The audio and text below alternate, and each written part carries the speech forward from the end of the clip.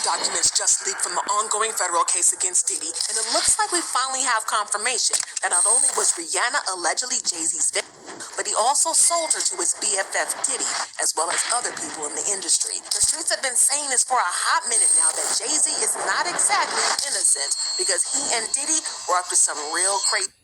Hey, listen, y'all. I get it. A lot of this is being fake news, and a lot of it is being actual facts.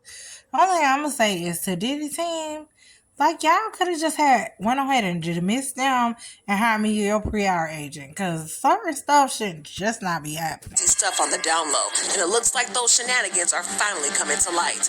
Y'all, looks like we finally know why Rihanna never wants to get in the studio again. According to these documents, she was allegedly turned every way but loose. Y'all need to get in on this because this tea is absolutely crazy. The streets have been buzzing about Rihanna and Jay-Z's real relationship for ages, and those rumors just don't seem to fade.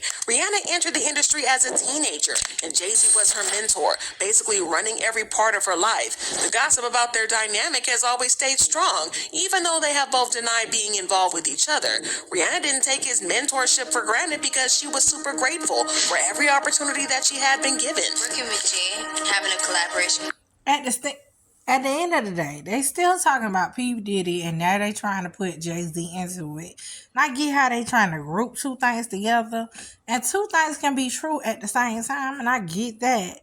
But Puff Daddy, like, for real, you don't have no real allegations that you did something really illegal, other than the stuff that they saying. Now, I could break it down and give you a lot of facts.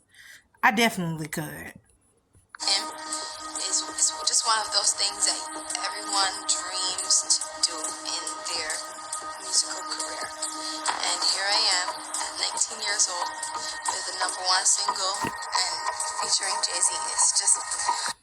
The facts of the matter is this. Y'all just heard her say that she was 19 years old. So at the end of the day, she was grown. And she could have came over on her own. Regardless of the naysayers or whoever wanted to say what. That's what y'all can do. And we all know the law is not about the truth. It's about what you can prove. So with that being said, hiya girl. Get at me. Go ahead and let this go.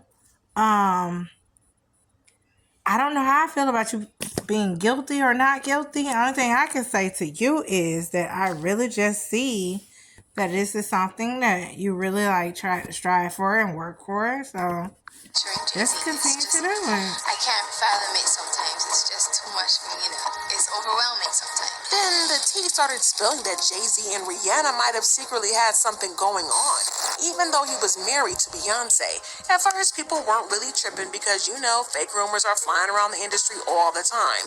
But instead of fading away, these whispers just got louder. Next thing we know, her publicist Jonathan Hayes stepped up and took the blame, saying he started the whole thing just to chase some clout and get publicity for Rihanna. He said, the PR stunt that I did was out of desperation to help break Ponder Replay. He wrote, it was so reckless and I didn't think it was going to work. I was just throwing spaghetti at the wall to see what would stick. I didn't think it would be this big story. But now knowing that people are profiting from speculations and opinions about her really turns my stomach.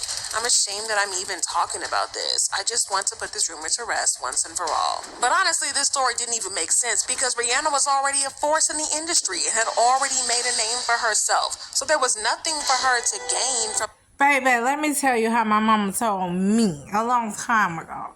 I can sit up there, I can sell ice to an Eskimo, and I can sell you anything that's going to sound good, and it's going to make sense.